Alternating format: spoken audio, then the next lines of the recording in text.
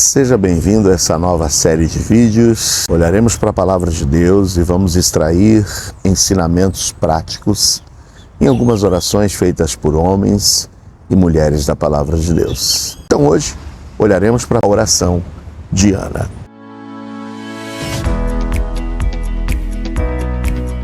A história de Ana está presente lá no primeiro livro de Samuel, no capítulo de número 1. Quem era Ana? Era casada com Eucana, homem que possuía 2 mulheres. E aqui vai um parênteses. A Bíblia não incentiva, em momento algum ou de forma alguma, qualquer tipo de relacionamento conjugal que não seja pautado na monogamia.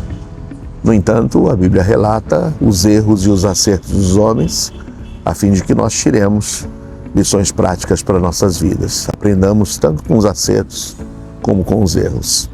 E uma das situações geradas no lar de Eucana é justamente essa. Ele possuindo 2 esposas, Ana e Penina. Penina tinha filhos e Ana não, por ser estéril.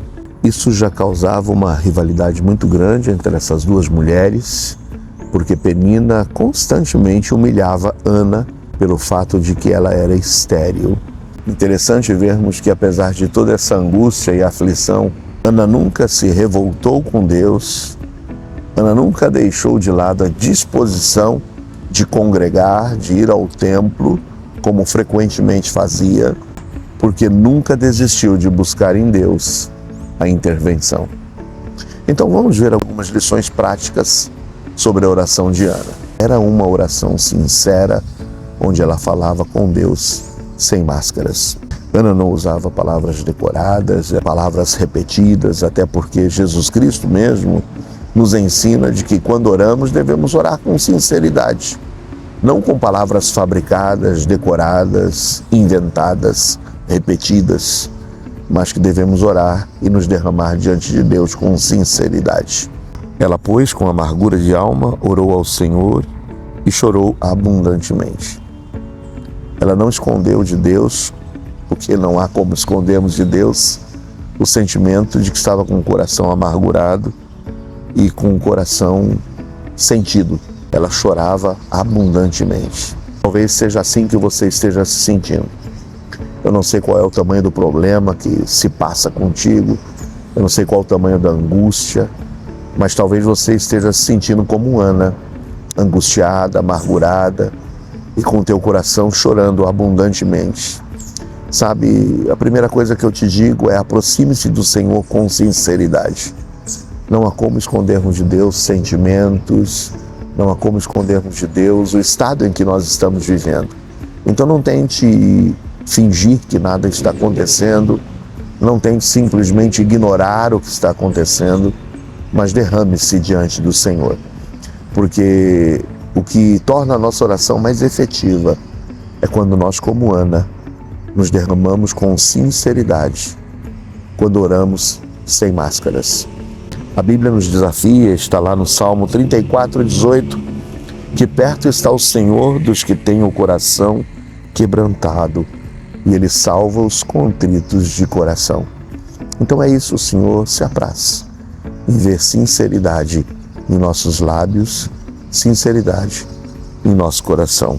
Em segundo lugar, eu gostaria de dizer que o que tornou a oração de Ana efetiva era uma oração específica. Ela sabia exatamente o que devia pedir. E Ana não fez um pedido genérico, mas ela clamou exatamente por aquilo que ela queria: um filho. Eu quero um filho, Senhor. É isso que eu preciso. Ela foi específica no seu pedido. E quando nós dizemos que devemos ser específicos, não é que devemos impor ao Senhor. É que quando com sinceridade nos aproximamos dele e quando buscamos a sua vontade, ele se manifesta a nós. E nós sabemos exatamente, com a paz no coração, de saber o que devemos ou não pedirmos ao Senhor.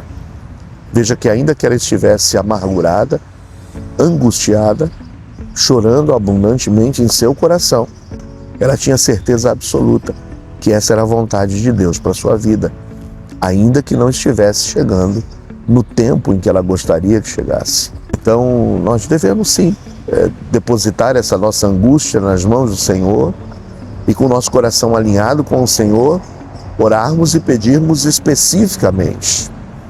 Muitas vezes nós oramos de maneira vaga. Ó Deus, abençoa a minha vida. Qual é a bênção que você quer? Alinhe o seu coração ao coração de Deus. Alinhe os seus sonhos aos sonhos de Deus. E seguramente você poderá pedir e pedir de forma específica. E foi isso que nós vimos no versículo 11 do capítulo 1. Fez um voto dizendo: Senhor dos exércitos, se benignamente atentares para a aflição da tua serva, e de mim te lembrares, e da tua serva não te esqueceres, mas a tua serva deres um filho, homem, ao Senhor o darei todos os dias da sua vida, e sobre a sua cabeça não passará navalha. Então nós vemos aqui verdadeiramente um voto sendo feito por Ana, uma oração específica, dizendo a Deus qual era a sua necessidade. E assim também que nós somos instruídos na palavra de Deus, principalmente pelo apóstolo Paulo, quando lemos em Filipenses 4:6, não estejais inquietos por coisa alguma, antes as vossas petições sejam em tudo conhecidas diante de Deus, pela oração e súplica com ação de graças. Não se trata de imposição, mas de coragem, de alinhar os nossos pensamentos aos pensamentos de Deus. E em terceiro e último lugar, o que faz de Ana uma oração imitável é que não somente a oração dela era feita com um coração sincero, sem máscaras, era uma oração específica, ela realmente sabia o que pedir, alinhada com a vontade de Deus, mas em terceiro lugar, era uma oração persistente. Ela não desistiu, apesar da demora. Muitas vezes nós temos desistido no meio do caminho e não temos nos conscientizado de que devemos orar e orar constantemente. A Bíblia nos desafia em 1 de Paulo aos Tessalonicenses 5,17 que devemos orar e orar sem cessar. Ela continuou subindo de ano em ano, frequentemente, não desistiu de congregar, mas fixou-se nessa sua oração. Sua persistência foi recompensada, sim.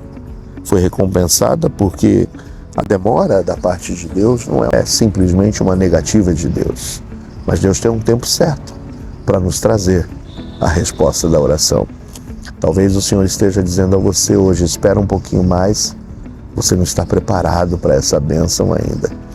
Mas Deus, a seu tempo, trará a resposta.